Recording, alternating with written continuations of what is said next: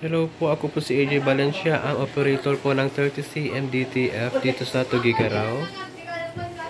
Ito po ay nagamit ng 6 na araw na may total meters na 37. Ito po yung printer head. Ang huling palit po nito is noong December last year. Ito lang po yung capping na may 90% good condition pa po. Head clean.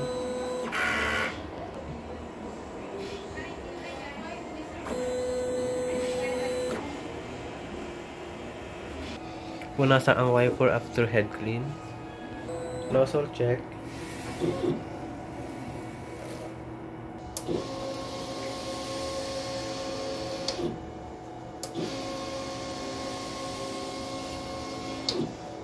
Ito lang po yung ink tank.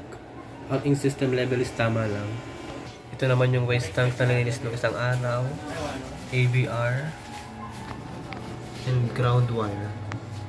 Ito naman yung stock namin ng in-use, unused, DTF film, and DTF powder. Ito naman ang records na nagamit sa Cyan. Magenta, yellow, black, powder, and white. Daily output